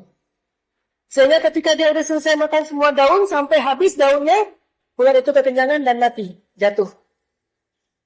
Ternyata alasan Allah mengutus ulat untuk memakan daun, soalnya kalau udah tumbuh buah dan daun ini akan bersaing dalam mengambil nutrisi dari pohon alpukat. Sehingga kalau daunnya masih ada, buah nggak akan maksimal tumbuhnya, nggak akan baik, nggak akan ranum. Supaya buahnya sempurna, maka daunnya harus habis. Caranya dimakan oleh ulat. Jadi ulat itu lagi ngebantu manusia untuk memproduksi buah yang terbaik dengan cara makan daun. Sebegitu misinya selesai, dia bunuh diri. Kalau ada 1-2 ulat yang masuk ke rumah kita, jangan mengeneralisir, menjudge semua ulat itu ahli bid'ah. Wah, itu semua ulat ahli bid'ah nih. Nggak sesuai dengan tuntunan. Dan tuntunannya makan daun ketika masuk ke rumah. Semuanya kita generalisir, kita habisin. Nggak boleh. Paling-paling 1-2 ulat yang masuk ke rumah itu karena terbawa angin. Bukan sengaja, saya malas makan daun, saya pengen makan nasi, masuk ke rumah gitu. Nggak mungkin. Pasti ke bawah angin. Makanya bersadar. Nah, kita mau fokus dengan ulat atau mau fokus dengan buah. Kalau orang tahu buahnya akan gantung banget dengan cara ada ulat, maka dia akan bersadar dulu, nggak apa-apa deh banyak ulat, nanti juga dia mati sendiri. Yang penting saya dapat buah yang besar, yang bagus, yang sehat. Kecuali kita berpikirnya caranya terlalu instan. Daripada repot-repot beli aja di supermarket. Hidup kadang nggak seperti itu. Tidak ada supermarket kehidupan. Jadi nggak ada pilihan beli yang udah dijual. Yang ada aja, mau kita semprot semua ulat sehingga mati dan kita nggak punya masalah, tapi tidak punya buah yang baik. Atau kita bersahabat dengan ulat itu sampai mati sendiri, lalu kita akan mendapatkan buah yang baik. Itulah hidup. Kalau kita tahu apa di balik suatu masalah, kadang kita akan bersyukur ada ulat-ulat dalam kehidupan kita. Ada ulat ini, nggak apa-apa deh. Kalaupun nggak berani bilang alhamdulillah, minimal nggak apa-apa deh gitu. Karena ada orang ketika dapat musibah bilangnya alhamdulillah. Kan hadisnya gitu.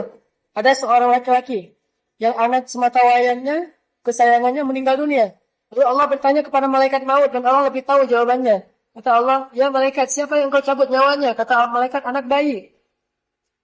Apakah itu anak satu-satunya yang dimiliki oleh ayahnya? Ya Allah. Apakah dia sangat sayang kepada anak itu? Ya Allah. Bagaimana sikap ayahnya ketika tahu anaknya meninggal? Kata malaikat, ayahnya mengatakan, alhamdulillah, fa inna lillah wa inna ilaihi raji'un. Segala puji bagi Allah, milik Allah yang Allah berikan dan milik Allah yang ambil. Akhirnya kata Allah, wahai malaikat, saksikanlah, aku mengampuni semua dosa hambaku itu dan menjanjikan untuk dia sebuah surga, dan di dalam surga itu ada istana namanya Baitul Hamdi, istana pujian. Cuman agak susah kita kalau dapat musibah bilang alhamdulillah. Apalagi kalau teman kita yang dapat musibah, gua baru putus, alhamdulillah, bahaya itu, baru putus alhamdulillahin kan bahaya ya. Ternyata diangkaraknya gitu. Ada teman kita yang dapat musibah, anaknya meninggal atau dapat musibah apa gitu, ada keluarga yang meninggal, alhamdulillahirabbil alamin, itu bakalan digebukin. Cukup buat kita sendiri aja. Kalau ada masalah, alhamdulillah, fa inna lillahi wa inna ilaihi. Buat kita sendiri aja. Untuk orang lain, alhamdulillahnya pelan aja. Inna lillahi wa inna ilaihi. Alhamdulillahnya udah duluan gitu. Ini kalau nggak mampu pun bilang alhamdulillah, minimal kita bilang inna lillahi. Dengan demikian kita udah menjadi orang yang sabar. Mudah-mudahan 3 tips ini bisa kita terapin dalam hidup kita. Satu, banyak-banyak rukuk, sujud atau sholat. Kedua, lihatlah ke bawah. Ketiga, fokuslah kepada kebaikan setelah ujian, jangan kepada ujiannya. Mudah-mudahan dengan demikian kita akan lebih tabah. Itu aja yang bisa saya sampaikan. Barakallahu li wa lakum. Assalamualaikum warahmatullahi wabarakatuh. Assalamualaikum warahmatullahi wabarakatuh. Alhamdulillahirrabbilalamin. Jazakallah khairan kepada Ustadz Tanan Ataki atas sharing ilmunya. Gimana kawan-kawan, seru banget ya Ustadz. Bahasa-bahasanya kita banget ya. Mungkin kepada bapak-bapak, kepada ibu-ibu mungkin bisa dipakai untuk upgrade komunikasi sama anak-anaknya. Jadi mungkin pulang dari kajian apa bisa minta tolong anak-anaknya untuk bikin akun Instagram atau akun Twitter gitu. Jadi nanti bisa mention-mentionan gitu. Untuk selanjutnya mungkin kita buka sesi tanya jawab. Kita buka 2 pertanyaan dulu dari Ikhwan dan Ahwatnya dulu. Mungkin dari Ikhwan ada pertanyaan yang ingin disampaikan kepada Ustadz. Apa ada? Atau dari Ahwatnya mungkin ada yang ingin disampaikan?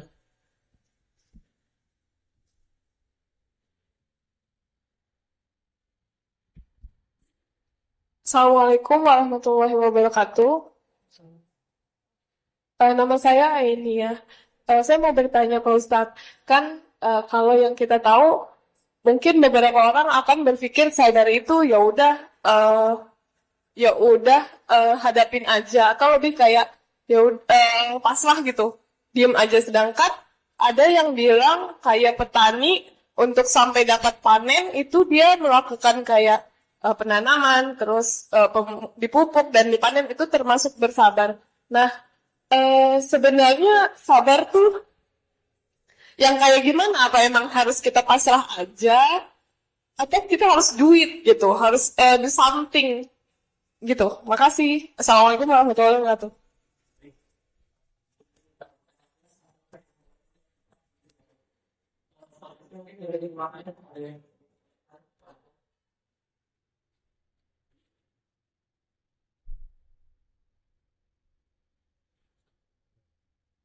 Ya.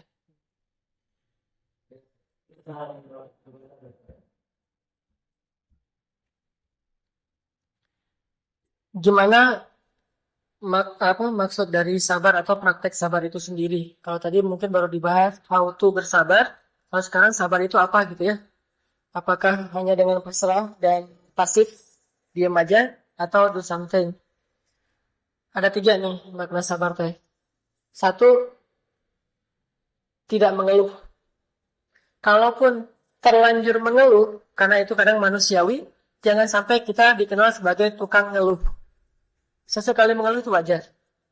Tapi jangan sampai menjadi tukang ngeluh. Ngeluh aja. Menyalahkan Allah, menyalahkan orang lain, mencari kambing hitam aja intinya. Ini ngeluh. Nggak bersyukur sama sekali. Yang dilihat fokusnya kepada yang kurang aja, yang nggak dia dapetin aja, yang nggak nyaman aja yang dia fokus. Sedangkan yang lebih, yang baik, dia nggak fokus. Jadi makna sabar itu yang pertama, sesedikit mungkin mengeluh. Ada masalah, kayak misalnya mau jalan, hujan, bukan hujannya yang buat dia mengeluh, tetapi dia, kalau hujan berarti cari payung. Atau siapin jas hujan. Itu kan ikhtiar ya. Tapi nggak mengeluh, hujan, kemarin hujan, hari hujan, hujan terus gitu ya. Ini namanya ngeluh. Allah, kayaknya nggak, tapi gitu, ini saya pengen hijrah. Saya baru pertama nih mau tahu itu hujan, baru pertama mau tahu hujan lah gitu. Karena emang musim hujan. Nah, ini ngeluh namanya, cari. Atau, lo sih ngambil jalan ini nih, udah tahu jalan ini macet, masih diambil jalan ini. Kenapa nggak naik tol aja tadi? Segala macam cari kambing hitam. Ngeluh namanya. Kedua, sabar itu nggak putus asa. Nggak putus asa dalam arti menunggu datangnya jalan keluar. Karena Nabi mengatakan, intidharul faraj min indillah ibadatun. Menunggu datangnya pertolongan Allah itu adalah ibadah. Menunggu doang. Nunggu sakit sampai kita sembuh, kita nunggu nggak mengeluh, itu ibadah. Jadi bagi orang sakit, kalau dia nggak mengeluh dan sabar, setiap detiknya itu kayak orang berzikir atau sholat sunnah. Karena ibadah bagi dia. Intizarul faraj, menunggu datangnya pertolongan Allah. Nggak putus asa menunggu. Kalau disuruh tunggu setahun, berarti setahun ibadah. Disuruh tunggu sebulan, berarti sebulan ibadah. Gimana makin lama masalah, makin lama beribadah. Dia paham itu. Menunggu. Yang kedua, setelah nggak ngeluh, terus menunggu. Yang ketiga, baru terus mencari jalan keluar dengan ikhtiar. Itu sabar. Orang yang nggak sabar berarti udah nggak mau ikhtiar yang Allah ridhoi. Dia ikhtiarnya ikhtiar pragmatis. Sebut sakit.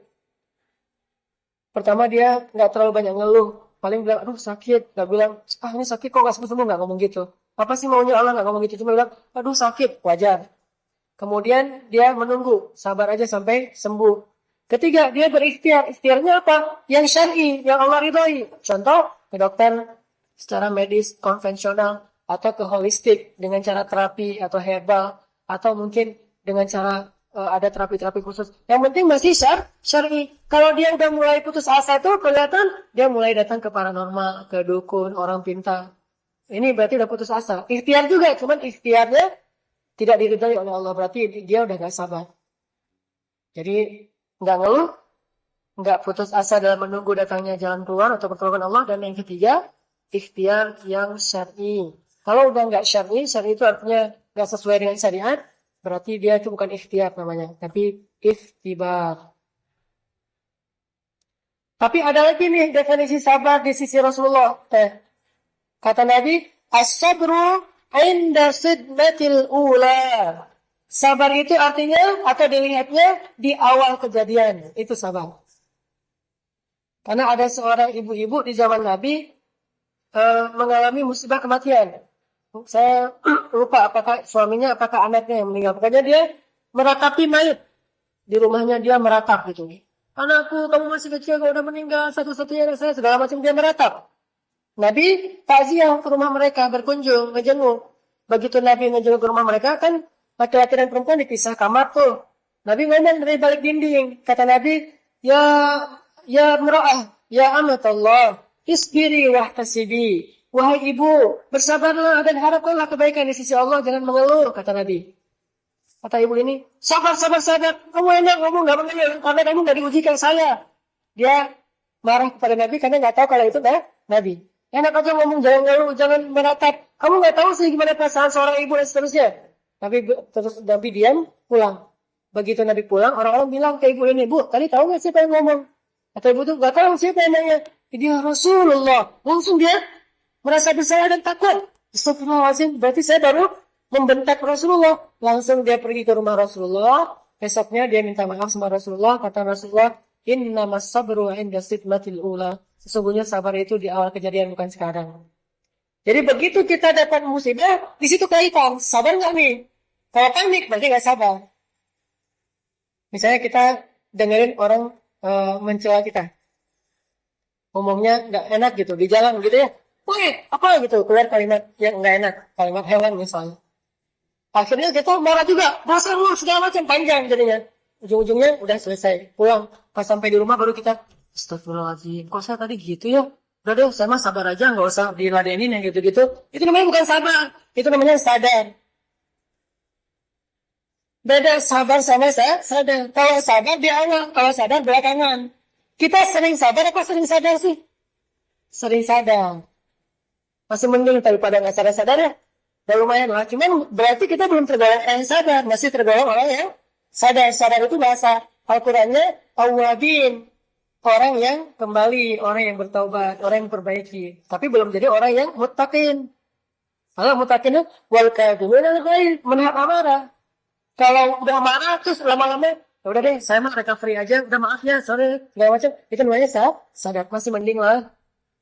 Tapi lebih baik kalau bisa kita sabar. Dari awal kejadian udah sabar. Begitu orang mencela kita, astagfirullahaladzim. Udah gitu aja. Kalau orang ada yang berperilaku jahil kepada kita qalu salaman. Kita berjalan dengan cara menebar kedamaian. Itu sabar. Tapi kalau udah ngamuk-ngamuk duluan, besoknya, maaf ya kemarin saya kebawa emosi. Itu namanya sadar, bukan sabar. Innamas sabru inda sidmatil ula. Sabar itu di awal kejadian, kata Nabi. Itu.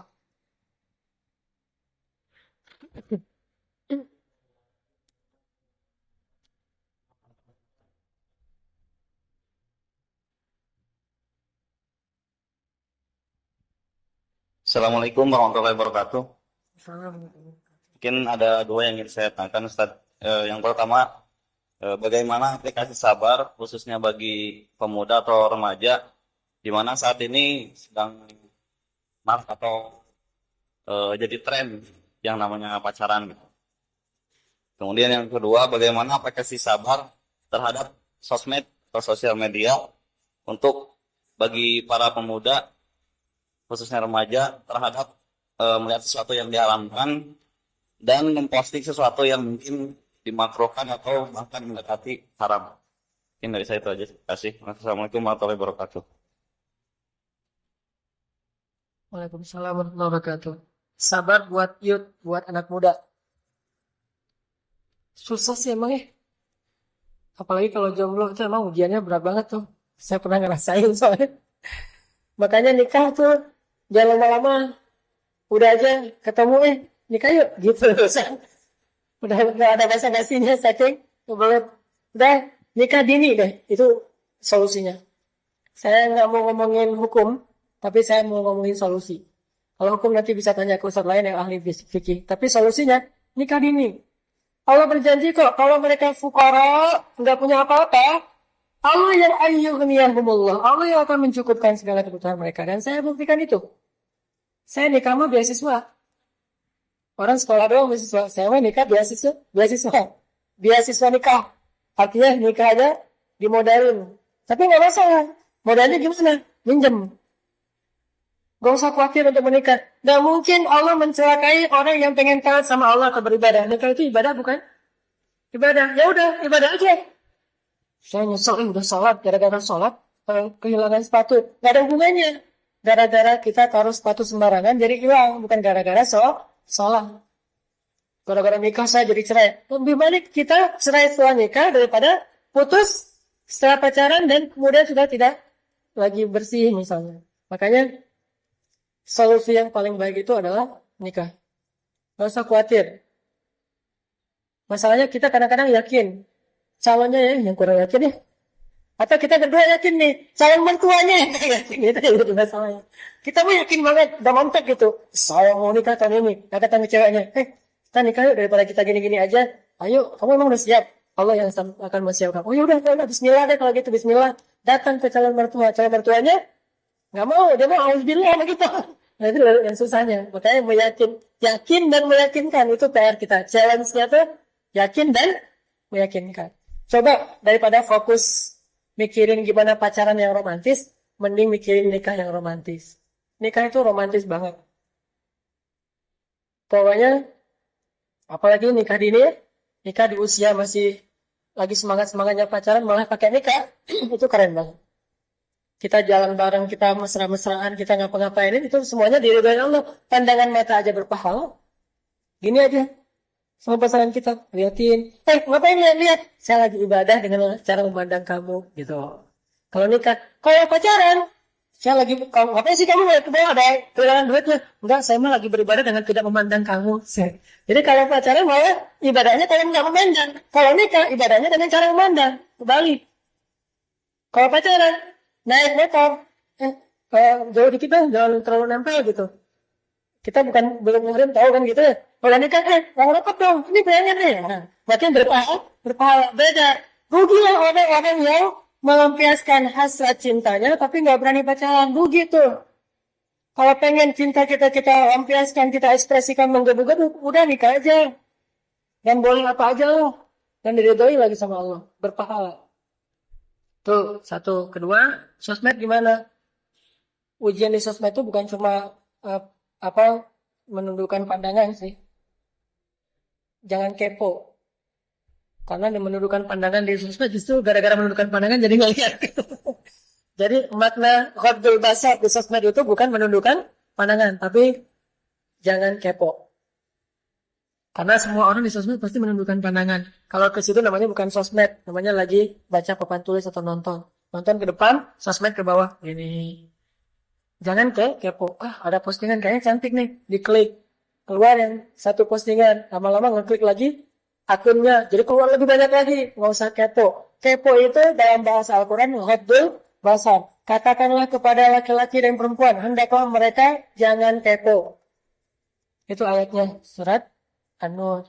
Katakan kepada perempuan dan laki-laki supaya jangan kepo.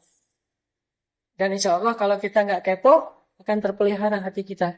Kalau terpelihara hati, akan khusyuk sholatnya. Ciri-ciri kita kurang jaga pandangan, ciri-ciri kita suka kepo adalah nggak khusyuk dalam sholat.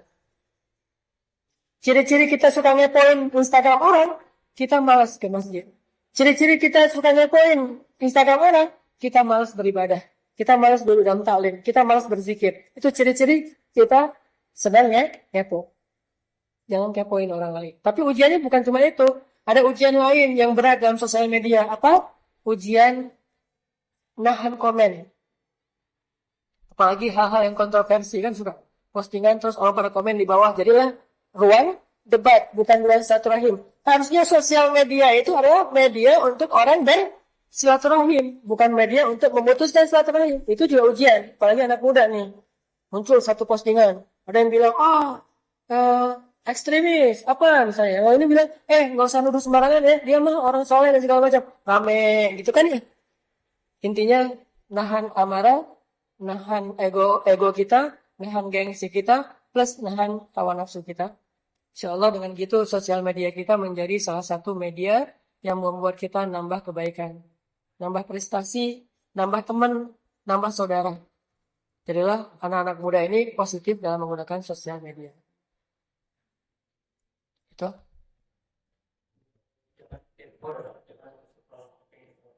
Nah, benar. Betul.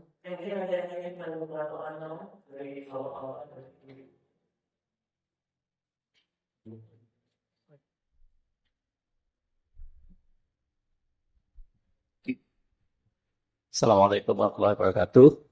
Salam. Pertama, alhamdulillah, terima kasih Pak Ustadz bahwa pada hari ini satu ilmu yang saya dapatkan.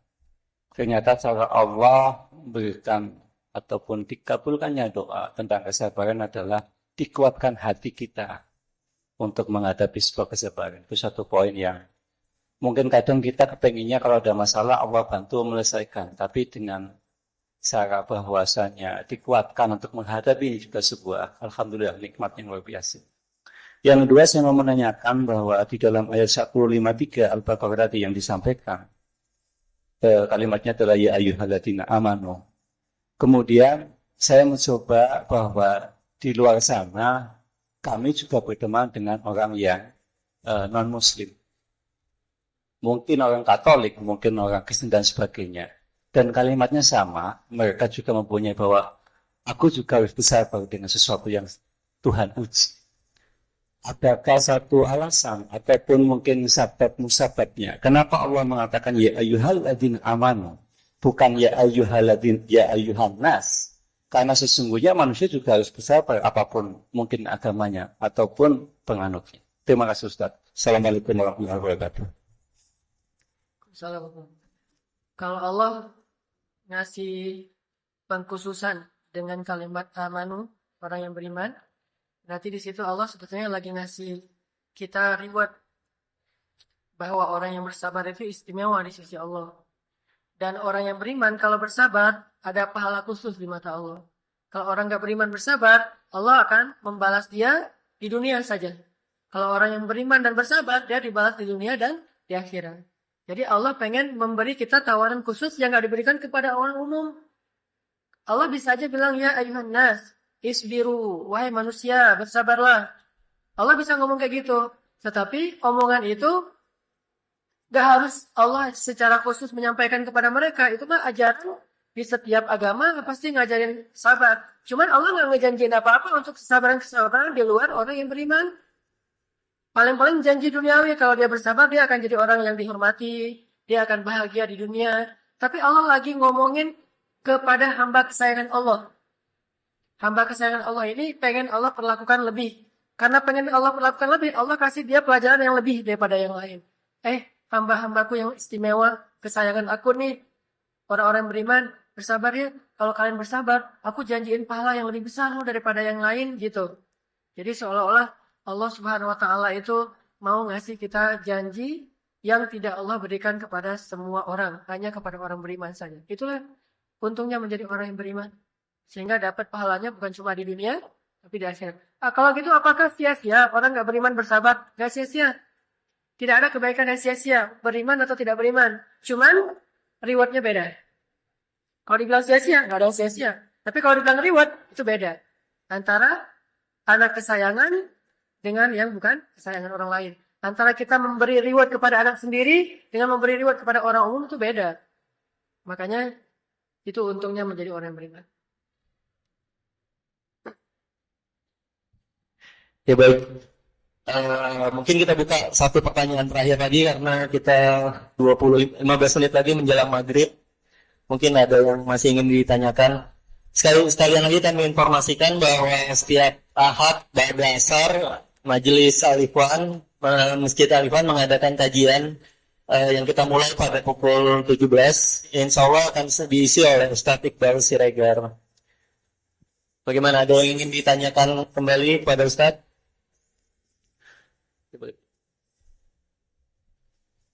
Oke, terakhir. Silakan Pak. Assalamualaikum warahmatullahi wabarakatuh. Ustadz, di saat Nabi Yunus, beliau berdakwah dengan sekian tahun, ternyata tidak mendapatkan jumlah umat yang banyak, sehingga Nabi Yunus pergi dari kampung itu. Makanya Allah membuat dia istilahnya cobaan dimakan ikan itu. Sedangkan setelah dimakan ikan itu dia minta sama Allah, la ilaha illa anta subhanaka inni kuntu minadz dzalimin. Artinya kesabaran Nabi Nuh pun diuji oleh Allah dengan akhirnya Nabi Nuh bertaubat seperti itu. Nah, jadi untuk yang kita yang orang umat Nabi Muhammad, sabarnya di luar Nabi. Jadi kesabarannya sebenarnya yang biasa-biasa, orang dulu juga udah pernah melakukan, tapi kadang untuk anak muda kurang sabar gitu. Terima kasih. Assalamualaikum warahmatullahi wabarakatuh. Kisah nabi-nabi itu bukan menjadi pembenaran. Kisah nabi itu pelajaran. Beda. Makanya Nabi Yunus itu setelah dikisahkan di beberapa surat, nanti di surat Al-Qalam Allah menutup surat itu dengan kalimat wala takun ka sahibil hud idh nada wa huwa makdhum. Janganlah kamu seperti yang orang dimakan ikan. Allah aja nggak mau nyebut nama Nabi tersebut karena menjaga nama baiknya. Walaupun di surat lain nanti dikisahkan. Di situ Allah bilang, wala takun ka sahibil hud. Janganlah engkau Muhammad seperti Nabi yang dimakan ikan. Artinya berputus asa. Tidak tabah menghadapi ujian-ujian dari kaummu. Jadi kalau kita membaca kisah Nabi Yunus, jangan sampai kita menyimpulkan, Nabi Yunus saja bisa nggak sabar, apalagi saya. Justru pelajarannya, janganlah saya seperti Nabi Yunus ketika itu. Bukan seluruhnya. Tapi setelah Nabi Yunus bertaubat, kemudian Nabi Yunus memperbaiki diri, Allah kasih Nabi Yunus 150.000 orang umat. Banyak setelahnya dapat umat. Dan by the way, Nabi Yunus bukan mau berhenti berdakwah. Kalau kita baca kisahnya, Nabi Yunus lagi ngambek sama satu kaum dan pengen cari kaum yang lain. Bukan nggak mau berdakwah lagi, bukan mau pensiun. Bukan resign.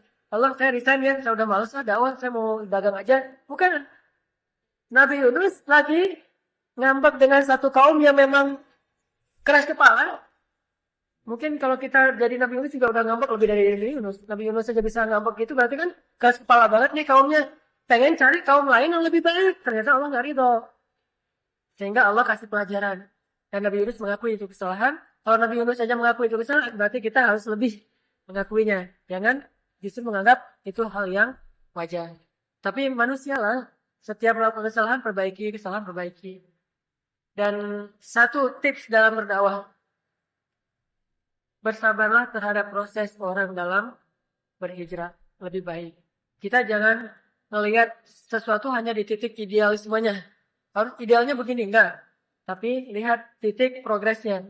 Dulu dia gimana, sekarang dia gimana. Itu udah keren. Tapi kalau ngelihat idealnya, masih jauh. Jadilah kita berputus asa. Contoh, ngajarin istri. Istri kita nggak berjilbab. Idealnya kan berjilbab, syar'i gitu ya. Ternyata dia udah jilbab, cuma jilbabnya masih pakai lepas.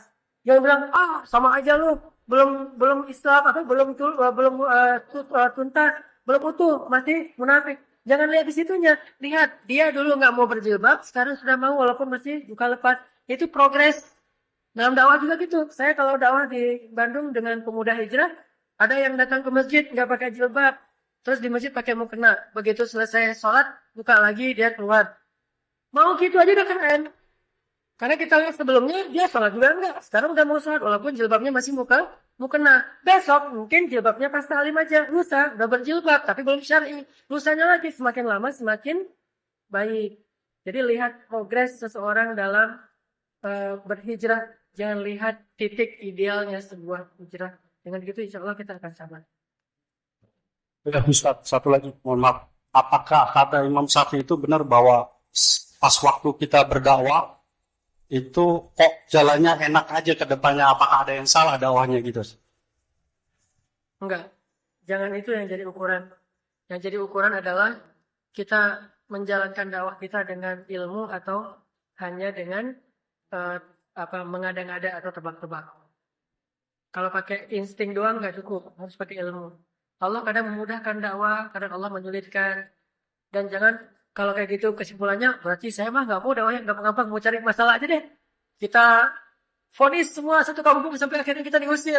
Dulu Nabi Muhammad juga diusir. Alasannya kita dimusuhin. Dulu juga Nabi Muhammad dimusuhin. Kita sendiri, oh berarti saya jadi ghuraba, orang yang asing. Beruntunglah orang yang asing. Jangan cari musuh. Kata Nabi, kalau ketemu jangan lari. Tapi kalau nggak ada jangan dicari. Makanya kalau dimudahkan, alhamdulillah. Yang penting udah sesuai dengan ilmu yang kita pelajari. Kalau diberikan ujian, ya kita hadapin aja. Tapi saya yakin kalau kita sungguh-sungguh berdakwah, kayaknya dakwah itu memang jalannya para nabi rata-rata susah. Rata-rata susah. Kalaupun ada kemudahan, mungkin Allah tahu batas kemampuan kesabaran kita. Begitu naik iman kita, Allah tambah nanti. Ininya, bebannya. Kayak orang fitness, awal-awal fitness mungkin bebannya masih setengah kilo. Gitu ya. Wah, enak nih. Begitu udah kebentuk dikit ototnya, nambah 1 kilo. Udah gini. Lama-lama 5 kilo. Gitu kan. Sesuai dengan kemampuan otot. Kalau sekaligus langsung dikasih 5 kilo, putus nanti ini. Baik. Itu juga mungkin Allah ngasih ujian kita. Baik, terima kasih Ustadz. Kita cukupkan karena memang sudah 10 menit lagi menjelang waktu maghrib. Mungkin ditutup dengan doa Ustadz ya. Saya tolong Ustadz. Pada Ustadz. Selamat. أعوذ بالله من الشيطان الرجيم بسم الله الرحمن الرحيم الحمد لله رب العالمين حمدا يوافي نعمه ويكافئ مزيده يا ربنا لك الحمد كما ينبغي لجلال وجهك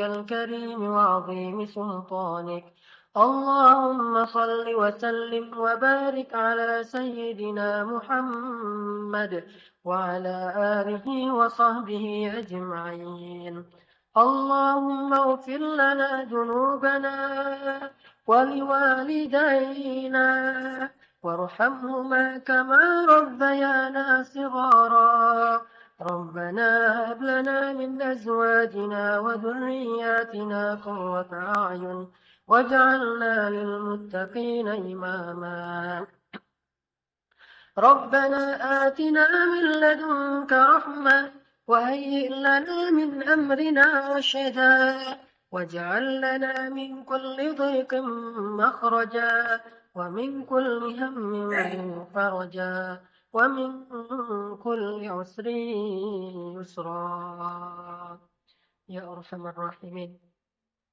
يا الله يا رحمن يا رحيم يا مجيب السائلين يا سميع الدعاء يا قاضي الحاجات يا الله ampunkanlah dosa-dosa kami ya Allah.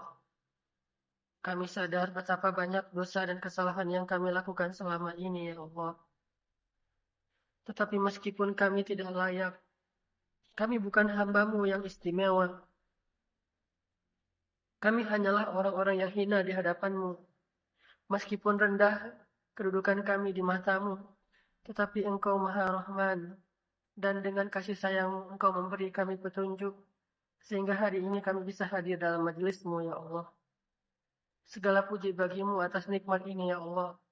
Sungguh tidak ada yang lebih membahagiakan kami daripada duduk di rumah-Mu, ya Allah. Sungguh betapa bahagia dan indahnya suasana dalam majelis-majelis surga di muka bumi, yaitu majelis ilmu, ya Allah. Segala puji bagimu atas nikmat ilmu hari ini. Segala puji bagimu atas nikmat ukhuwah. Segala puji bagimu atas nikmat hidayah.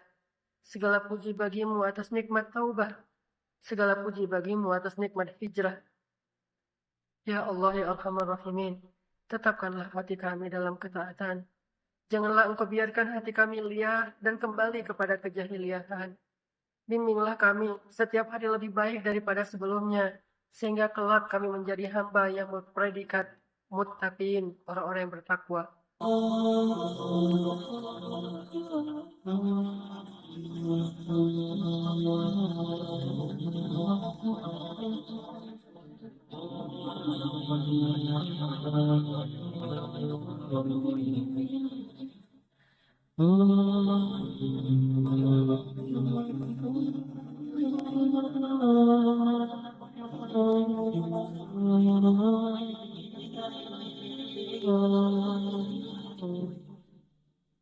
Orang nggak bakalan kecewa kalau bersandar kepada Allah. Itu nggak bakalan.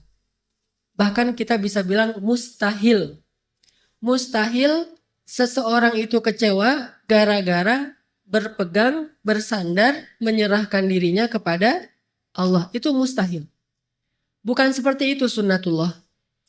Karena siapapun yang berserah diri kepada Allah, maka dia telah berpegang kepada tali yang paling kokoh. وَمَنْ يُسْلِمْ وَجْهَهُ إِلَى اللَّهِ وَمَنْ يُسْلِمْ وَجْهَهُ إِلَى اللَّهِ وَهُوَ مُحْسِنٌ فَقَدِ اسْتَمْسَكَ بِالْعُرْوَةِ الْوُثْقَى وَإِلَى اللَّهِ عَاقِبَةُ الْأُمُورِ.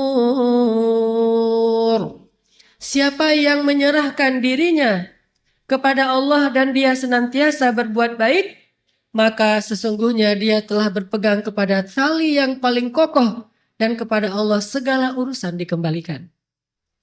Jadi nggak ada orang yang kecewa kalau dia berpegang kepada Allah. Masalah apapun, masalah rezeki, masalah jodoh, terutama yang kedua. Kalau kita bergantung kepada Allah dalam urusan jodoh, maka insya Allah kita nggak akan kecewa. Mak comblang yang paling baik itu adalah Allah.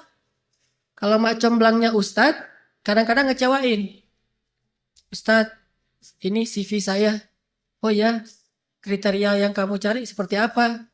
Saya emang gak susah-susah Ustadz, standar-standar aja. Ya standar yang gimana? Yang tingginya 180, yang kulitnya bening, sampai kalau minum kelihatan airnya ngalir, transparan. Kemudian yang hidungnya seperti pedang, yang matanya seperti bidadari. Tahu mata bidadari? Besar dan sayu, tapi nggak gelok. Nah ini kriterianya. Terus kata Ustadz, kalau yang kayak gitu Ustadz juga mau gitu ya. Akhirnya pas ketemu Ustadznya duluan yang ta'arufan. Ini kalau mak comblangnya manusia. Tapi kalau mak comblangnya Allah jauh lebih meyakinkan dan gak bakalan kecewa. Dengan kriteria apapun, wahuwa ala kulli syai'in qadir. Dan kalau Allah menjanjikan yang baik akan ketemu dengan baik, pasti innahu la yukhliful mi'ad.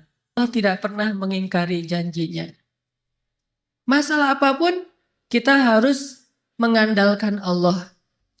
Coba deh, selalu ngandelin Allah.